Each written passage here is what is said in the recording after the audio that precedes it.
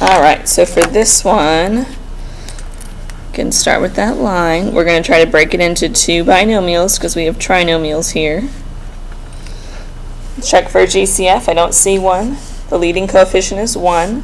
So we just need to think in our heads of two numbers that multiply to 6 and add to 5. It should be x plus 2 and x plus 3. Down here again, no GCF. Leading coefficient is 1. So we need to think of two numbers that multiply to negative 6 and add to negative 1, which would be x minus 3 and x plus 2. You might not be that quick with it yet, but hopefully eventually you'll get used to how that works. And you will be able to go straight from the trinomial to the binomials. You have x plus 2 on top, x plus 2 on the bottom, so we're left with x plus 3 on top, x minus 3 on the bottom. Now be careful, don't go too crazy with crossing stuff out. You can only cross out factors that go together. These are, you can't go crossing out the 3's and the x's, just stop here. I like to keep the parentheses to remember that the top is one solid piece and the bottom is one solid piece. So you can't go individually canceling stuff out. It's one piece on top and one piece on the bottom. So I recommend leaving the parentheses. Alright, let's look at another example. Example 5. We've got x minus 3 over x squared minus 9.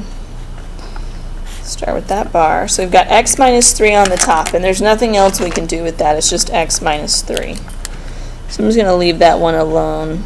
I like to put parentheses around it, x minus 3. Now x squared minus 9. Anytime you have a squared term, that usually indicates that you can do something with it. So this is actually a difference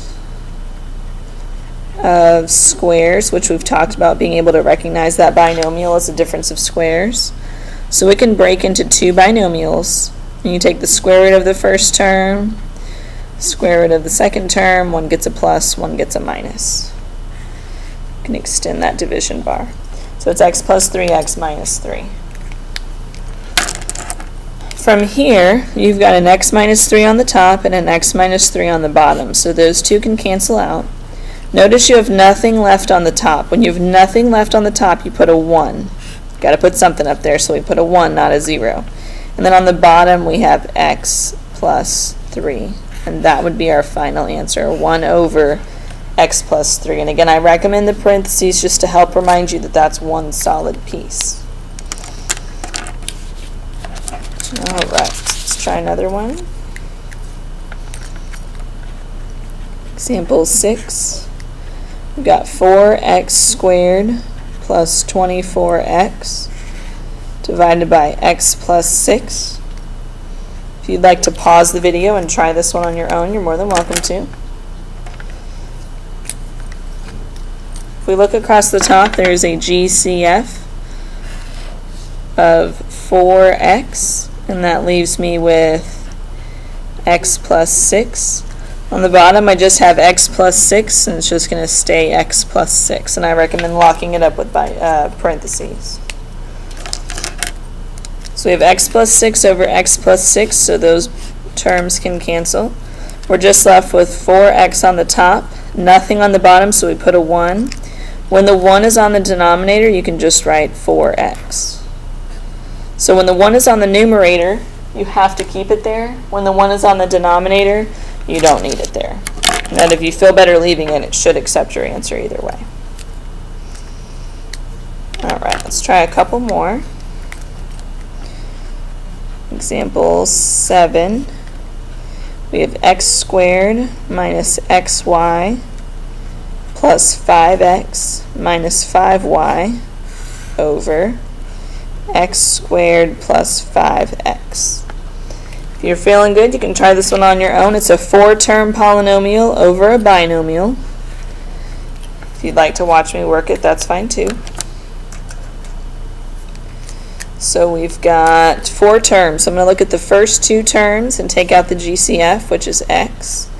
That leaves me with x minus y. I'm going to look at the second 2 terms. I'm going to take out a positive 5. That also leaves me with x minus y. On the bottom, I'm going to take out a GCF of x, and that leaves me with x plus 5. I'm going to go ahead and carry it down here. So I have this grouping, which resorts into x plus 5 times x minus y, and then I've got x times x plus 5. So I just took the grouping, reorganized it into the two binomials, and then rewrote the denominator. So let's see what we have here. X plus 5 and x plus 5 can cancel. That leaves me with x minus y on the top and x on the bottom. And again, the x minus y is one solid piece, so you cannot go dividing off individual pieces of it. So the answer is just x minus y over x. Alright, and one more example here.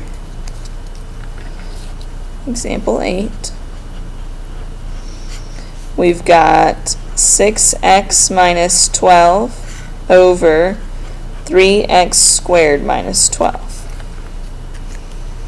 You can pause the video and try this, or just watch me. On this one, again, look at just the top and then just the bottom. Don't go canceling individual pieces. So we have 6x minus 12.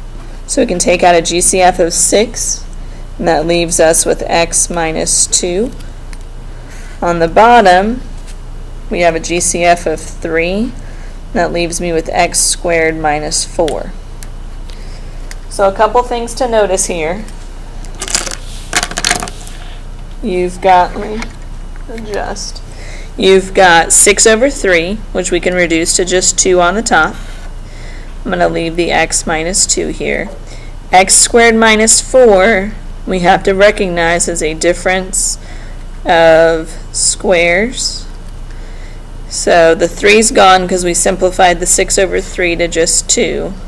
And we've got back-to-back binomials here, x plus 2, x minus 2. From here, we can divide off the x minus 2's. That leaves us with 2 over x plus 2. And I would leave the parentheses. X plus 2 is one expression, so we can't go dividing off the 2's. That is our final answer. So those are just some examples of simplifying expressions. You look for GCFs on top, look for GCFs on the bottom, factor anything you can, and most of the time, as you've seen with all of these examples, something divides off to get you to a simplified expression.